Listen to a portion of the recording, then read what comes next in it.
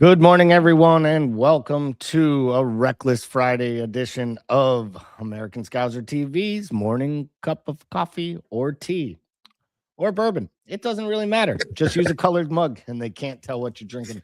I am joined by Gordo today. Kazi was called into action, so we tapped out for a late sub. Thought you might be flying solo with me, listeners, which would have been terrible. But Gordo's with us, and how are we doing, my friend? Not too bad, thanks. It's Friday, so that's the only positive. I know we were talking just before the show started, but I can't. There's not much I can complain about. I don't have any snow out there, so it's nice. It is easy to complain when there is snow. It's even easier to complain when snow is on the horizon, and it looks like it might be for us. But we will get to that, and I'm sure we'll probably get to some complaining as well along the way here. But if you are listening, please, go ahead, like the stream, share it with your friends, and get your comments in because we'd love to hear what you have to say. So the Champions League draw was this morning, Gordo. I figured we would start with that. The draw is out. I will bring it up here on the screen. It is appropriately titled The Road to the Final. And some might say it is, if it's the road less traveled, it is definitely the one I didn't want to get on. Jeez. So obviously, Liverpool could have drawn either Galatasaray or Atletico Madrid. Interesting what they do here. I kind of like it. I do think there's a better way to do this entire thing if you want to make the group stage really matter, then truly make this, and people are going to hate the Americanized version of this, then truly make this a draw based on seeding. And Arsenal finishing first should have given them the right to play Bodo Glimt as the lowest seeded team. And I think that should have filtered in. I wish I had time. I would have to make the graphic as if it had looked like that. A couple of them did occur, like Real Madrid, Man City, which occurs every year, but we'll get to that in a bit. But let's stay on Liverpool to start here. Obviously, and we'll talk about the difference between Atletico. If you take aside the two different versions of this, whether it was Atletico Madrid or Galatasaray, did you have a preference just based on the opponent not putting the draw into the equation? Yeah, the draw obviously would have been easier on the other side, but I think we got the easier team. Galatasaray had a great first leg against Inter. They were saved by I don't know if you saw it, but a very questionable red card situation in their second leg. They were down. Basically, Inter had wiped away any advantage that Galatasaray had gotten in the first leg with that 5-2 win. It was 3-0, super questionable red. It was actually a second yellow, and then they upgraded it to a straight red. They ended up scoring 2 in extra time. So I think that they are beatable, but they are going to score. They're very capable of scoring. Obviously, you saw that they put 7 against Inter, which is usually a good defensive team. But I think out of those two opponents, you'd rather face Galatasaray. Yeah, there's one angle to it. I mean, the one thing is about Atletico, what you're getting out of a Simeone team, though they are different.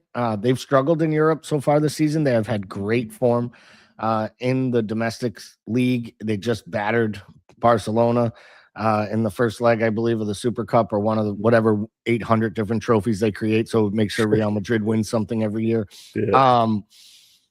So I understand that side of things. They did concede a lot of goals in their tie. I think it was 6 or 7 to Bruges, and they took the lead 4 times, and all 4 times they conceded a goal within 5 minutes. So I think Madrid was open. I mean, I think if I was a journalist covering the matches, no offense to the good people of Turkey, I probably would have preferred the trip to Madrid in mid-March rather than the trip to Istanbul.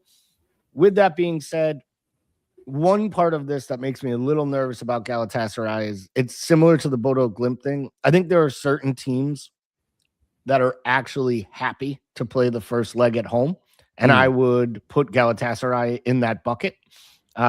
It's a tough place to play. We learned that earlier this year.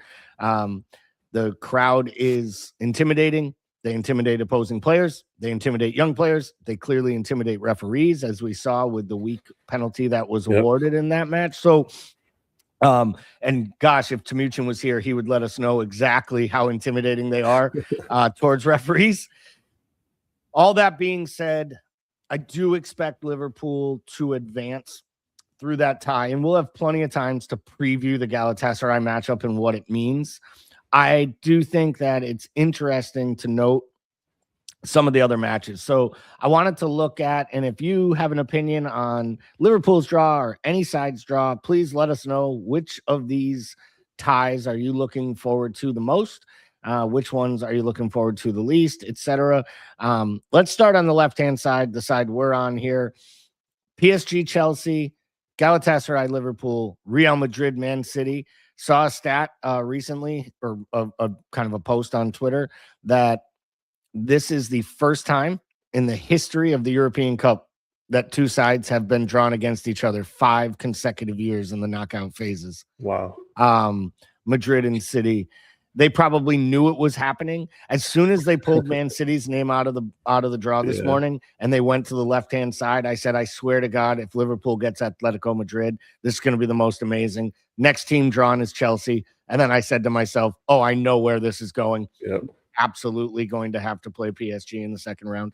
And then Atalanta Bayern might be one of the sneaky good draws of this entire first round. So let's stay on the left-hand side. PSG did not look good in their two-legged tie with Monaco. They were quite lucky, to be fair, for another questionable second yellow within 3 minutes to help them advance against Monaco. So PSG, Chelsea, it's hard to know what Chelsea is because one day they look like a Champions League side, and another day they literally look like a bottom of the first half side of the Premier League. So where do you see the PSG tie hinging on? Do you think Chelsea in some ways wishes they were at home in the first leg of this to have something to hold on to in France? Definitely. Yeah.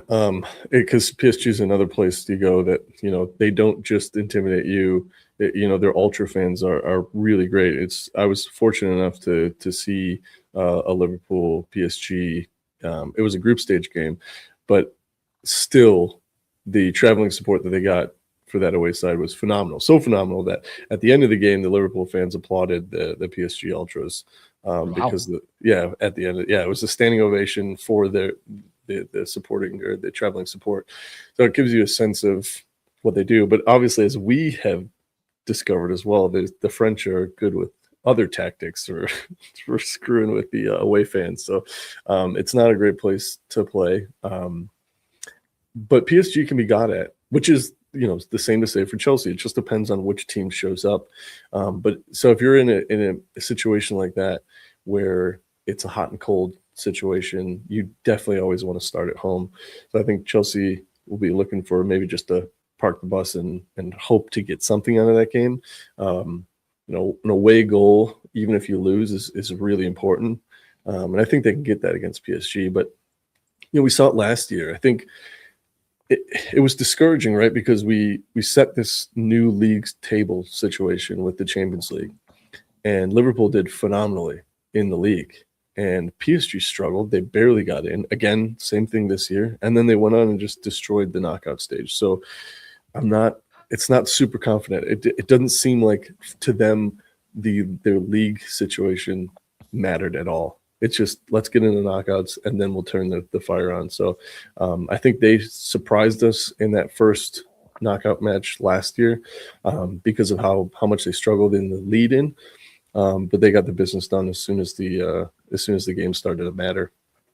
Yeah, it'll be interesting to see how Chelsea approaches the match away. I didn't look at Chelsea's other fixtures and how they line up. I do have Liverpool's. We'll look at those in a minute.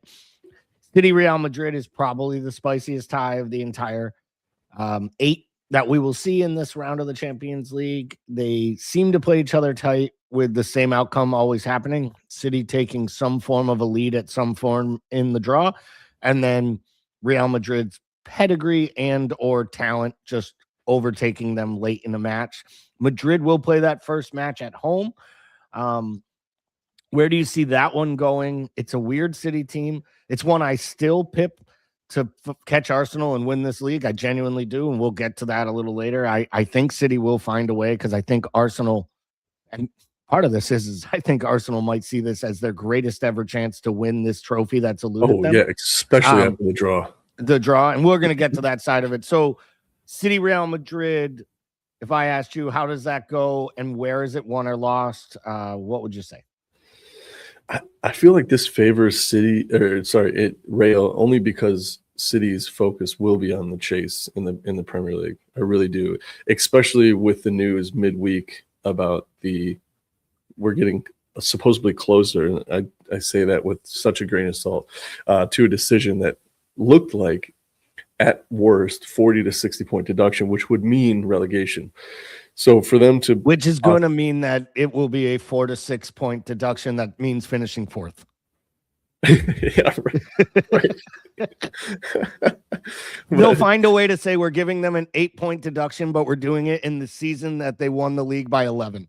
Yes, right. So I think it's important for them to do well in the league. And while they probably, who wouldn't like a Champions League trophy? I think with that first leg being against Real and them still being a chaser, I think it favors Real Madrid in this situation. Both teams are one that really the scoreline does not matter until the final whistle. Both of these teams they play full 90, and they will hit you if the referee gives them 8 minutes, they'll hit you on 98 minutes. And it really is just who's going to make the mistake. And I think City they don't have as deep of a bench. Pep doesn't have as many players to rely on to make his substitutions and to change his style and structure. And I think that he's going to have to throw everything into the league, and that's going to open them up for exposure midweek against Real Madrid. And then I'm assuming that even though Atalanta has proven to be a plucky side over the years, you think Bayern will have a little too much strength, a little too much guile to probably see that through, especially knowing they have such a buffer in the league that if they need to, they can rotate and play their youth kids in Germany in what is becoming a league that is less competitive than France, but that's a conversation for a different show. Yeah, that's our other show, What's Happening in German Football. But I think you're right. I think Bayern, if needing, they can rest whoever they want. They've also got goals coming from just about everywhere, a lot of confidence. I don't think Atalanta can give them any kind of a challenge there. But yeah, that one really just comes down to the availability of fresh legs. And Harry Kane feels like everything he touches is going in these days. He's just having a blast in the German league. And when you have a striker with that much confidence, and you've got a team that's really needs to hold on to a goose egg and get them through with no goals, I just think that the matchup is just too difficult for them. So it sounds to me like you would favor PSG, Liverpool, Real Madrid, Bayern making the quarterfinals. Yes, yeah, definitely. And do you give Liverpool a puncher's chance against PSG in a two-legged tie? Or do you think it might be a step too far at this point for this side without seeing the levels of consistency? We do have players coming back. There's even rumblings that you might have, an Isak from the bench in those quarterfinal matches, which would be an enormous improvement to add that type of a player to come on and try to change a match for you and give Ekitike, a blow, and hopefully you have Frimpong back and Wirtz is healthy by then. So do you give him a chance, or do you think we're probably staring down a PSG, Real Madrid, Bayern Munich semifinal on this side of the draw? I don't know, because the consistency this year has been in the Champions League. They're definitely a European team. They have played the best games, apart from maybe one or two this season, in the Champions League. They've looked much more comfortable in every game. I know a lot of people will say, well, it's based on the opponents. The Isak, having him coming back is positive. The only thing I worry about is with the saga that went on this summer, it was very clear that he didn't train correctly or wasn't into it as much as he should have been, came in a little dry and was just starting to get his feet under him. And then he gets the knock, and my thoughts is I don't think we see a fit Isak, like a truly fit Isak this season at all. Yeah, So I would agree with that, but I don't think you can say just wrap him up in wool and not play him. If he's training, I mean, if he's running right now on the pitch with cleats, I mean, they showed him working out like extensively. He's clearly putting in hard work to try to get back. All accounts, he's been really like he's a very positive, quiet guy. I just feel like if Liverpool does something special, whether it's win the FA Cup, win a dramatic match against Villa or United, it just feels like it's almost written in the stars that there is an opportunity for Isak to not make this season a positive, because there's nothing for, and I don't think he would say that, but I think there's a world where there is a moment for him. And, you know, if you ask me, if I want the ball to fall in a special moment to Rio Chiesa or Alexander Isak, I want the ball to fall to Alexander Isak in any of those situations. So I hope that is what happens. I hope that's what we see. Let's take a look at the other side of the draw really fast. Newcastle, Barcelona, Atletico Madrid, Tottenham, Bodo Glimt and Sporting, Leverkusen, Arsenal. Sparky Parky said earlier, any point deduction next season, please don't, you know, has to be next season. Please don't hand Arsenal the league. And I would say, as a side note, that lets you know how much the greater English football supporting community detests Mikel Arteta and this Arsenal side, because there are people genuinely rooting for Pep Guardiola and Manchester City to win more in this league just to stop Arsenal from winning it. But Sparky, I think there's two guys on this pod that are absolutely in agreement with you at this point. My argument isn't even the personal front, and I can't stand them. My argument is City is City. They're already here. They are a juggernaut, with the deduction or not. And there'll always be questions of how they did this. Allowing Arsenal to win one of the big honors genuinely puts the confidence in them, the confidence in Arteta. The fan base puffs out their chest. I know they've spent anyways to get here, but the last thing we need are more sides believing they're part of this. Because honestly, well, to be real and to be fair, we can all laugh about United all we want. I always said they were the second or third, maybe fourth most talented overall squad, and they bought well this summer. Whether they keep Carrick or not, it is showing that if you put a Luis Enrique at that team right now and then give them $200 million to spend, it won't be long before they're competing again. They're going to finish third. We're going to get to them later, because this is a Champions League discussion, so we don't have to worry about it till 26, 27 with Man United. But I do want to get from you quickly. Obviously, Arsenal are very, very heavy favorites on this side of the draw. You probably argue only Barcelona or Atletico Madrid probably give them a real puncher's chance. I did love that the Leverkusen official Twitter site dropped the moment last time we played Arsenal in the Champions League. We made the final, ? With eyeballs. Nothing like a little pressure on them. Yeah. How big of a failure will this be if they don't at least make it to the semifinals? And seeing the second legs at home, should they not be the favorites to win this whole competition at this point? Yeah, they finished with max points. They were, obviously, that shows their best team in the league stage. And then they get not only the best, arguably one of the best first draws, but they get the best first quarterfinal advancement. So it's like, out of those teams, they are on paper and in form better than all three of those teams. And if they do not make the semifinal, I think it shows that, you know, there's so much pressure in the league that they take their focus on it. Because that's the other thing, is we've seen these teams are capable of taking some scalps. I mean, Bodo, for example, you know, they take Atletico Madrid. They took who else do they take? Right at they beat Atletico Madrid. They beat Inter Milan on a must-win. They beat Manchester City at home, and last year they beat Dortmund away, and they beat Real Madrid at. I mean, they have proven for 2 years that they're not mugs. See, that's the difference with Bodo. I think Bodo Glimt should be the favorites in the Sporting matchup, because I don't think Sporting will travel well. No. play on the plastic pitch, literally in the Arctic Circle. And that's the other thing. Like, talk about the pressure that is on an Arsenal side that likes to sit back against a team that would beg you to just sit back on their plastic pitch. Like, 100%. I can't even imagine. The guy complained about a ball losing a match due to a new ball. I can't even imagine what he's going to talk We like never hear the end of it if they end up with a bad result coming off of it. So I will assume here, Kazi made a great point. He couldn't make today's show. He kind of said he doesn't know that there's a side in this tournament over a two-legged tie outside of the English teams that can beat Arsenal based on the way they play. It's not a bad shout. I do think that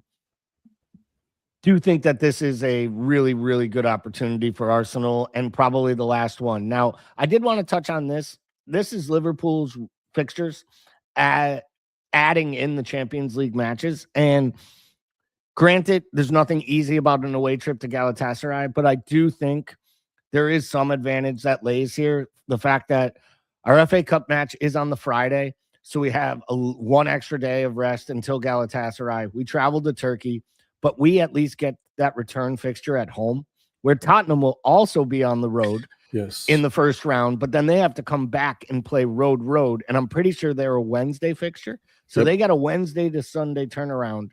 We then get Tuesday, which is a quick one, but it's home again. So it's back-to-back homes where we then only travel to Brighton. Granted, it is a lunchtime kickoff. So I don't know that scheduling-wise it could have broken any better for Liverpool when it comes to how this impacts the league and FA Cup fixtures. You know, we're going to talk about the West Ham match in a little bit and some of the things that came out of Slot's press conference. How important to you is it that they get a good result? Because if you ask me, those four matches, two with Galatasaray, Spurs at home, Brighton away. The match I'm most nervous about is Brighton away because they're such a Jekyll and Hyde side, and they always seem to give us a good game in that stadium on the South Coast. So how important is getting a positive result during the first leg of Galatasaray away, mainly not just to advancement, but to secure as many of those important points in the league as possible for next year's qualification? Yeah, and you're right. It doesn't come at a better time because those in the league, I mean, on paper, West Ham's February is very good. We talked about it on the panel show on Tuesday night, but they've only let in one goal all of February. This will be their fifth fixture in February. So they're not a pushover. They seem to have found their form, but table-wise, it's the 18th team. We play the 20th team twice. We play the 16th team, and we play the 14th team, who is Jekyll and Hyde. So on paper, just table-wise, this is the easiest month in the Premier League that Liverpool will have. So it's a good position to put yourself in. And then the game right before is an FA Cup game. So you don't, as much as it would be nice to get a trophy this season, I think that you don't have to play your best squad for that FA Cup. So you sort of get a little bit of a rest. It is against one of the worst the worst team in the Premier League that we've seen in a long time. And you get back-to-back games. So you don't even really need to make too many decisions because you play them twice. And then you come and then it's a tough away fixture. But if you were going to have a tough away fixture, Wolves twice in a row is probably what you'd pick to have before that game. And so you walk away from that first away fixture in the Champions League with a result. I mean, I think you've set yourself up for good. You would have to. Obviously, Liverpool this year are the picture of inconsistency, but that would be the scenario that everyone would dream of, right? You've won the first leg away from home, Galatasaray, and then you've got Spurs to figure out who are definitely, they're smack dab in the middle of Atletico, which is tough. So their focus is going to be there. Also, they've got so much pressure on them, but they are a team that we can normally play really well. And then you've got a home fixture, so you don't even have to travel at all. You can spend the whole week there. It's the perfect scenario from Arch, in my opinion. So let's transition over. We'll go away from the Champions League at this point. I'll go to this week's matchup, preview a little bit of the West Ham match. Sparky says we have easy March fixtures and have to go all out to win every game. I do agree with him on that. This is a time, and at the same time that our fixtures have turned positive in our light, the teams we are playing, it feels like in all aspects we have kind of those subtle advantages, like we're home back to back, they're away back to back. We're, all these different things that lead up to giving us even subtle advantages in the matches that we need to take big advantage of. At the same time, I believe Chelsea has got to play Villa, Newcastle, Villa, Arsenal, and then maybe even Man United down the line. Man United ends up with Chelsea, Arsenal, Chelsea, Newcastle. So this is a time to make up a little ground. And especially as we wait to see what Villa's draw will look like and who they'll be facing and where their homes in a way lie. And they are starting to slip a bit. So it really feels like it's going to be 2 to 3 from 4. There was some reports today that, this draw did not help the coefficient guarantees of 5 places for Champions League next year, because they need a few of these sides to advance. And there's a world where maybe only Arsenal get out of this round. If like Galatasaray pulls a big upset, that could really impact whether 5 teams will make it. I agree with Sparky here. And we're going to talk Champions League spots later. I really think third spot is up for grabs. I think if I were a betting man, which I am, I might throw the money on United playing once a week with a 3-point advantage and a point differential gap on us, that they're the most likely side to finish third, which, man, if you had made a bet at the beginning of the season that United would finish third, you would probably be looking at a nice payout there that Paddy Power would probably be trying to get you to take early. But Arne Slot spoke earlier in his press conference. We'll start with probably the biggest piece of news, and also probably the most unfortunate, which is at this moment in time, I don't know when Flo will be back. He admitted that sometimes when he says that, he does know, and then he quickly, in his way too honest Dutch style, smiled at the reporter and said, "But I do not know because we are unaware." It was reported it was back spasms last week, which made me hopeful he would be available for today. He has not trained much this week. I think he did a little light running. He was not able to train yesterday. He's not training today. I always felt like he may not start this match anyways, and maybe this is a little bit of precaution ahead of what is going to be a busy 2 or 3 week time. How concerned are you both with not having Florian Wirtz for West Ham, but more importantly, not having a timeline for his return? It's tough to say because, like you said, there was a little bit of gamesmanship on Arne's point to say, sometimes I do, but I'm never going to tell you, kind of thing, tongue in cheek. So it's tough to say. Not having a timeline is tough. However, the fixtures kind of lend themselves to, we could probably escape as long as McAllister is in form, which unfortunately last game, it didn't, until Rio came in, it did not seem like McAllister was there. There was a point, I was joking on Tuesday, I had the Liverpool game on the big TV and the U.S. men's hockey team on the laptop, and McAllister turned around and made a very simple back pass to Konate, but it was much too soft, and it was taken from him and put us under a ton of pressure, and I switched the game. So the U.S. men's national team got the big screen, Liverpool got the laptop, so I was not happy with his performance. But I think we've got enough options in midfield that for West Ham and then back-to-back Wolves, this would be the time that you'd want somebody that's been so pivotal to kind of allow himself to have some recovery time. Now, if we get to next week and he's still not training, then that's when you start to get worried, because you definitely need him for the Champions League, definitely need him for a Spurs. So again, with the fixtures, it's better that he's injured now instead of when, we've got some tough fixtures, but you don't want him out for too long, because as we've seen, the results are contagious. And if you start slipping because you don't have good players, even if they're easy teams, the pressure mounts. So get him back as soon as possible. But this is a great time for him to be in recovery.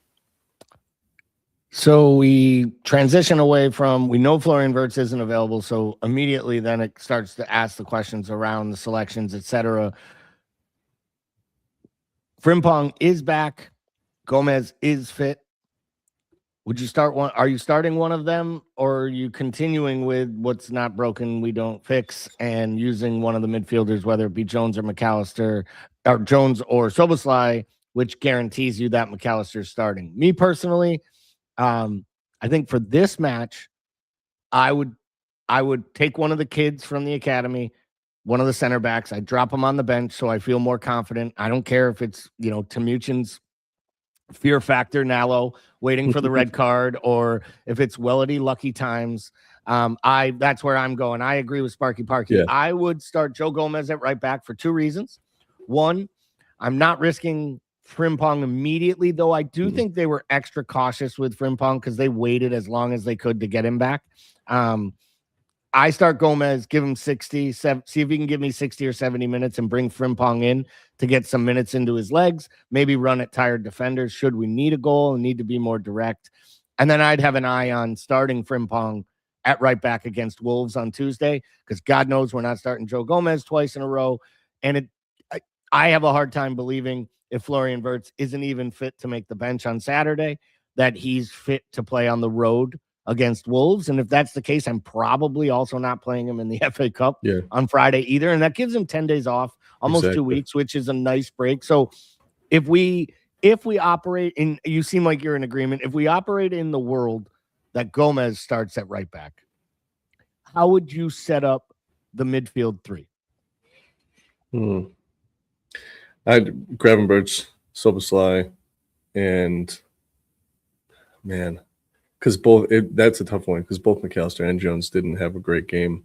However, Soboslai has given us a lot of good defensive outlets. So maybe Soboslai, Gravenberch at the back, Jones at top, just because, like Jones, I prefer him in more of a attacking role.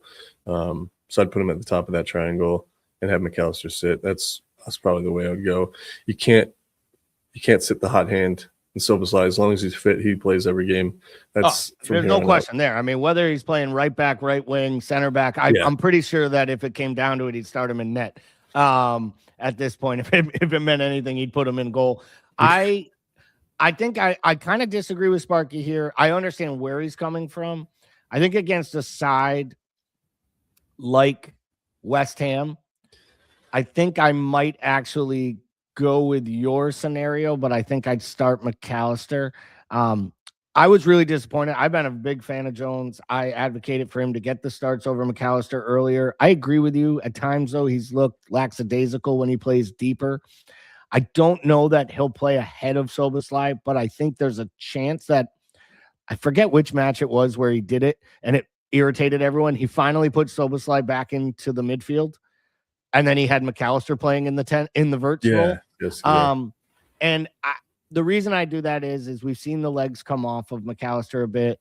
I think he can get at that side, and I think I want a little bit more stability from both Soboslai and Gravenberch deeper supporting. And part of the reason I want Gomez playing is quietly Somerville has become West Ham's best attacking option, even better than Bowen. I still think Bowen is the guy you worry about and you build to make sure that you don't concede to. But I do kind of think that Gomez's stability on the right-hand side allows Slot to do different things with his midfield. And I think Gravenberch and Soboslai being deeper allows McAllister to maybe pick out a pass or two, try to find a threaded ball for Ekitike, get Mo more into things. But it does take us to probably the biggest questions. Hey, Tony, good morning, buddy. Which is the left-hand side. So shockingly, Arne Slot was once again asked about young Rio Ingamoa and what would happen. I was prepared for an all-out fight with Kazi this morning, only for you to sub in someone who has probably been one of the only people outside of maybe Timuchin in the channel that has advocated for a lesser role for Rio this season, maybe even lesser than I have at times. We've seen some changes. Sparky's going to say Gakpo should never put a Liverpool shirt on again.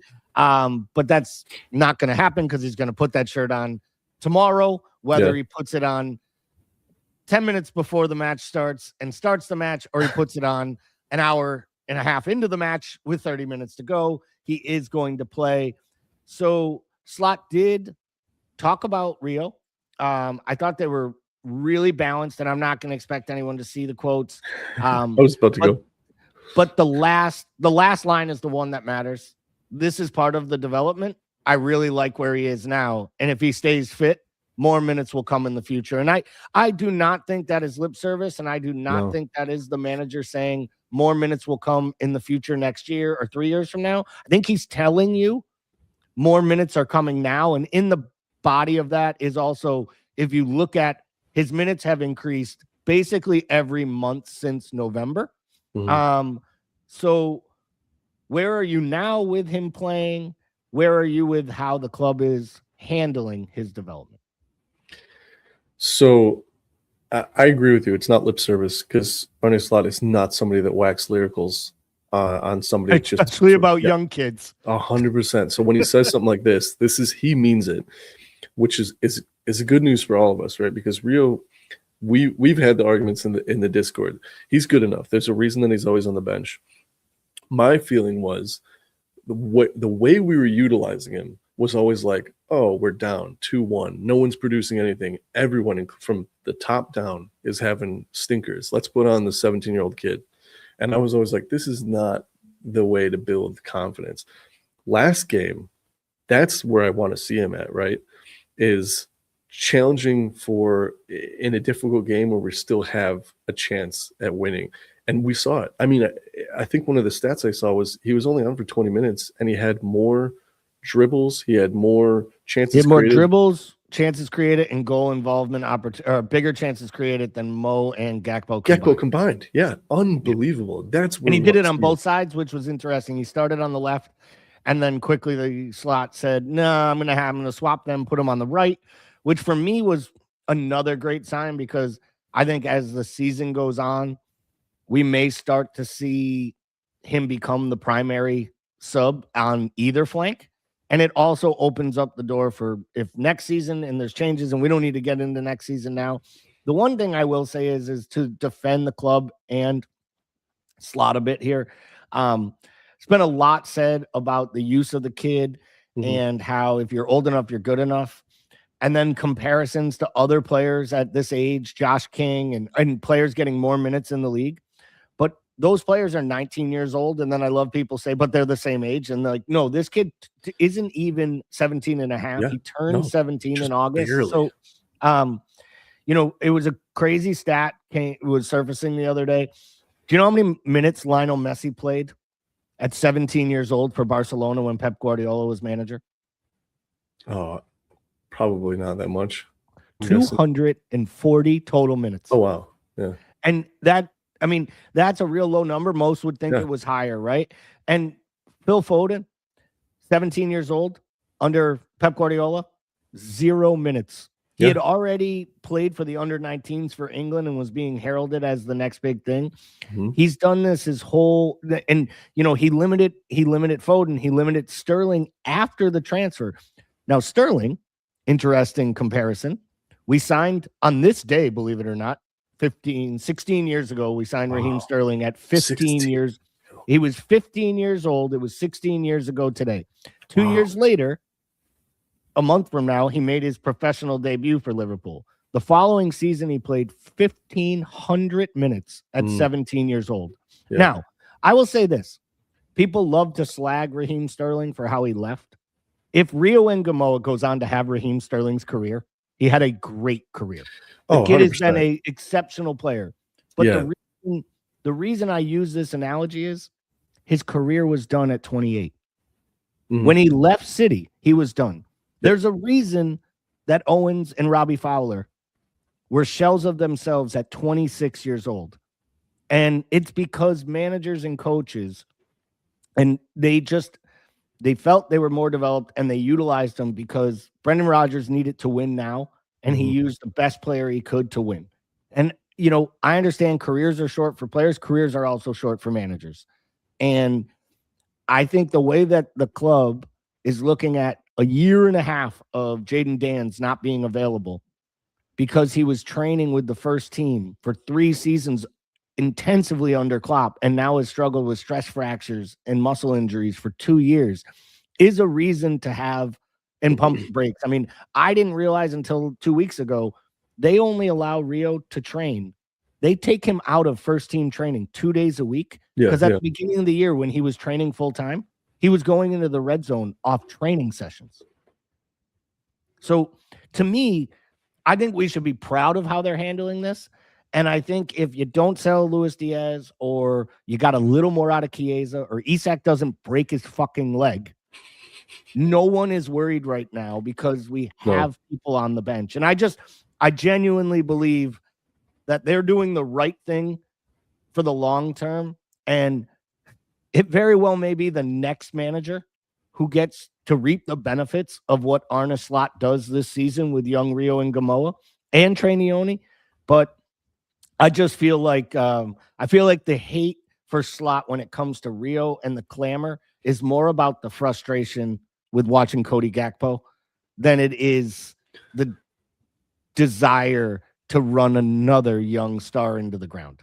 Yes, 100%. Completely agree with you, because this is, and I think that we are super fortunate in that for all the things that Arne Slot is not great at or hasn't been good at this year, I think this is a very difficult season. I am it got tougher and tougher over winter, but I haven't wanted to see Arne Slot walk. I think this season was always going to be difficult for a number of reasons.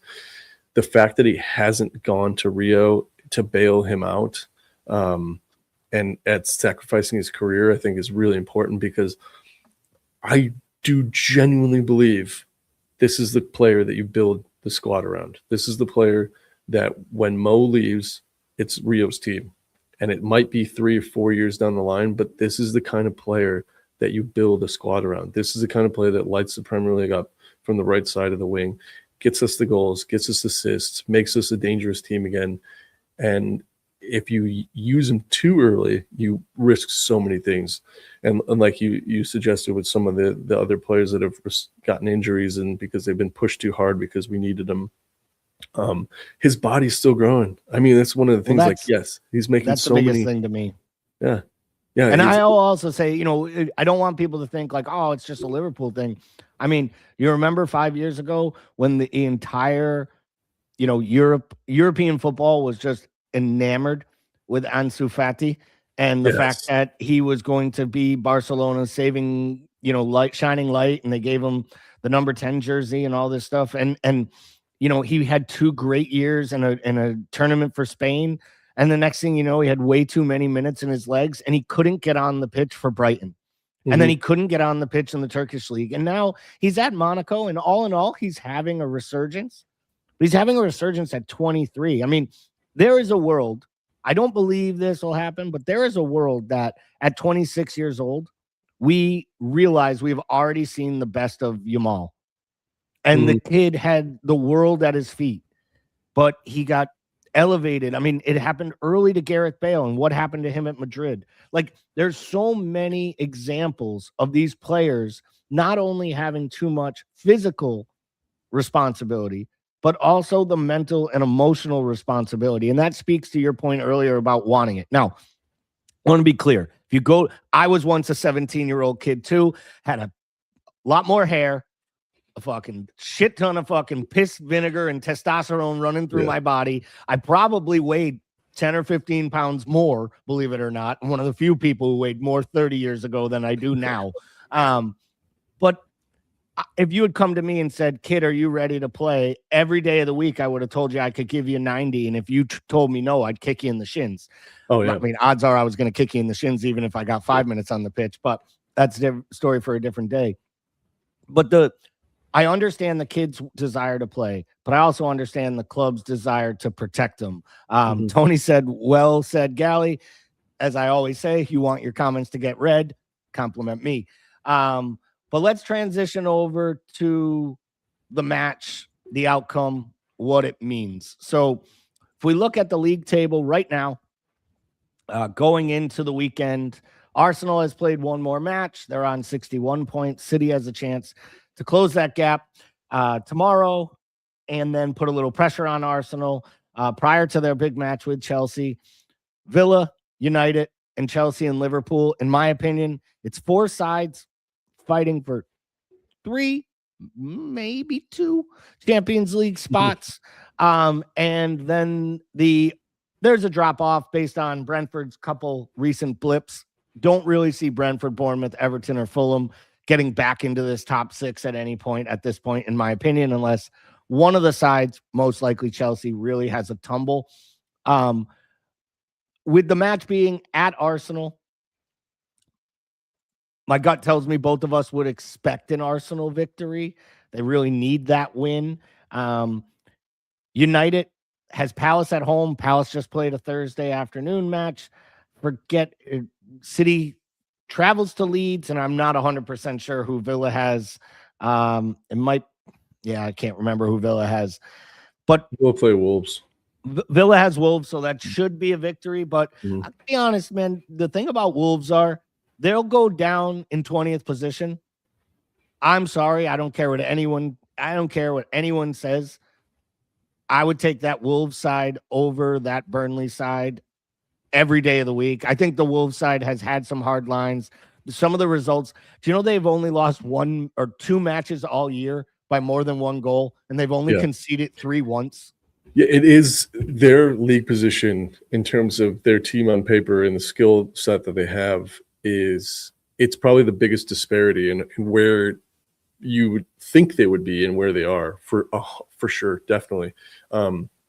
Another big shock I feel like this year, and I just looked up stats the other day because I couldn't figure it out. Leeds have played so much; they've played so much better than where they are on the table. And then I realized it's because they have a league. It's a record for the Premier League of the most late goals ever in a season, and we're only in February. It's 12. They've given up 12 late goals, like beyond the 85th minute. So it's. I think both those teams are much lower in the table than they should be, and it just goes to show results are contagious. It's the fans, it's the way you feel, it's the way the locker room feels when things don't go your way. It's the ability to pull yourself out when it's 0-0, or you give up a goal when you were leading and now it's tied. It's those small little maybe 5-minute blips that totally change the entire game. And Wolves are just, with injuries, a couple of, like you said, just freak results, late goals, they're lower in the table. But I would agree. I would take them over a few of the sides that are above them. Sparky says, we win, United win, Chelsea draw. Chelsea drawing would be the shock for me, only because I don't think that they'll keep a clean sheet against Arsenal. I do think Arsenal will score. I think Chelsea goals are weird. The way they play is weird. I didn't realize this, that they concede they have the worst defensive they have the worst defensive metrics of any side, including Liverpool, against set pieces, playing against a team that dominates on set pieces. So for me, I feel like this match just screams 2-0, an early goal by Gabriel on a header, and then some late fluky Trossard ball bounces off the back of Sanchez's head, and an own goal on Malo Gusto and a red card by Caicedo. Like it does feel in some ways like it could be one of those matches where whoever loses, the wheels come off on their league campaign. Yep. And that could be either side, by the way.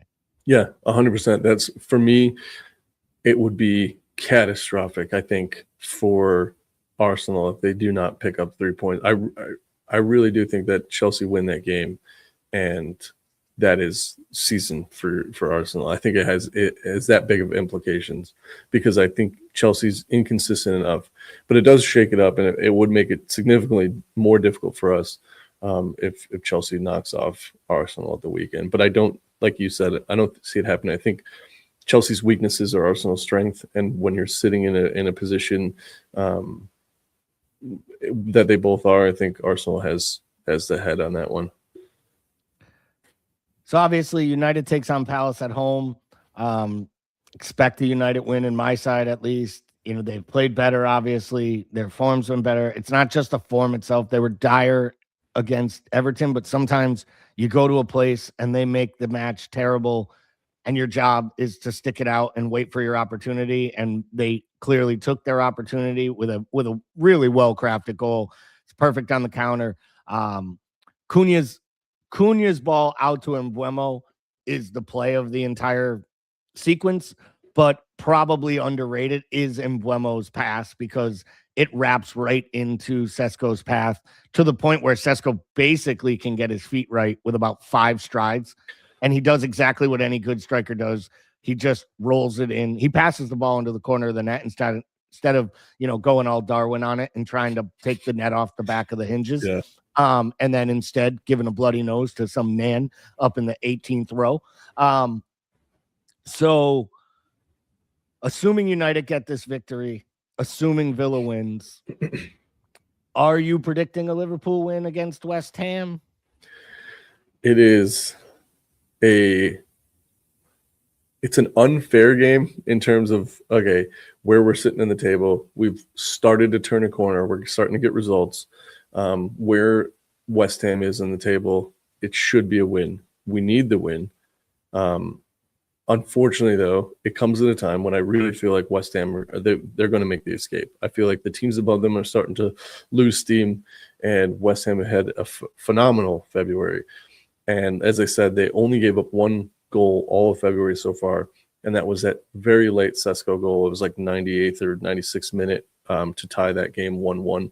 So they haven't even lost in February. So it comes at a really difficult time to play that team, and they are going to low block, and we've had significant difficulty. We have always had difficulty breaking down a low block, but this year it's been really rough to watch. I hate to say it because we need it, but I think a tie is probably where we sit there. We need the win. It'd be great to get a win, but I think it's a tie. And I think if you look at the microcosm of just maybe the last 5 weeks, a tie would be a great result against West Ham. Tony in the studio says 2-2. Ryan chimes in with 2-1. I'm assuming Gordo is calling for a scored tie of some type. I am going to go with a victory. I think what's being underlooked in all this is the improvement on the defensive side of the ball. I think Konate arguably has been the best player since the turn of the year. I think he was even playing better before he left for France, you know, to deal with his unfortunate loss of his father. You know, he had turned a corner after, really for me, it was after the Leeds away. I thought he started to get incrementally better to the point where in January, I think he was our best player. There's no question he's been the club player of the month, in my opinion, for February. I think when you have him and Virgil playing well, giving you that stability, I'm still banking on Gomez starting at right back, having Gravenberch and Szoboszlai in front of him. I don't care which of the left backs is out there, whether it's Kirkez or Robertson. I'm comfortable with that back 5 or 6, and of course, Ali and net.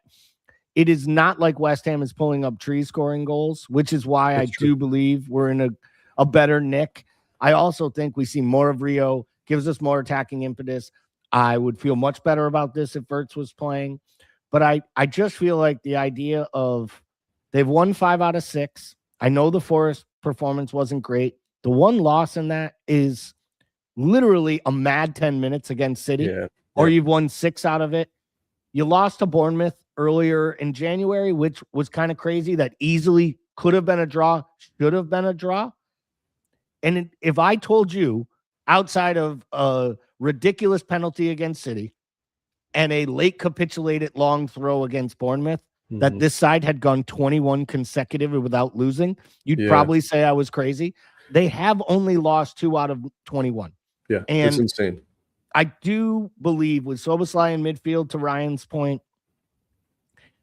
and the fact that you are going to have, you know, there's a world in this match where you have Frimpong, Jones, and Rio as your 3 impact subs available to come on. And then if you want to use Chiesa on the other flank because Mo can't go the whole 90, I do think Mo will be up for this one. I don't know why. Kind of feel like this is where he breaks the duck and he gets off and scores a goal. And it's time for Ekitike to put in a performance that looks like Ekitike from November to the fixture swing in the holidays. So I'm going to go with a 2-0 Liverpool victory. Keep the clean sheet train going. Pick up 3 points, go ahead of Chelsea in the table, and hope that they can both hunt down United and Villa. There's a world where we make a Champions League quarterfinal / semifinal. We beat Brighton in the FA Cup. Maybe we make a run to Wembley and we play for the FA Cup, and we finish third. And all the doom and gloom around this season really does get wiped out a bit. Yeah. There's also a world where we finish 6th, we get bounced by Galatasaray, and Brighton beats us and Wolves beat us and knock us out of the 5th round of the FA Cup. I understand this is Liverpool 25-26. Yeah. But I'm going to stay more with the positive vibes I've seen for Liverpool 26 and say that this season could still turn out to be a really great start to what could be a special, special year for Liverpool. 25 was an amazing run because it culminated in a trophy. Mm-hmm. The year was crap dampened greatly on July 3rd, and then the club had to rebuild from it, almost overshadowing a great summer and probably papering over the cracks that this was going to be a tough season. And then the start was way worse than we ever would have thought. The end of 25 couldn't have gotten worse from September to December. But if you take January onwards in a microcosm, defensively, set pieces, improvements in the squad, now we're seeing improvements in health. So I'm going to say 2-0 to everybody watching today, to Gordo for jumping on. Thank you for following us. Thank you for all the interaction. If you haven't already, get on over to the YouTube page, give it a subscription. Send a link off to your mates if you think that they would like this craziness. We will be back on Monday with the recap of the weekend, where the table stands, and some type of food talk between Timuchin and the Prince. But until then, for everyone at American Scouser TV, have a wonderful weekend. And Liverpool, just do the right thing. Get 3 different points.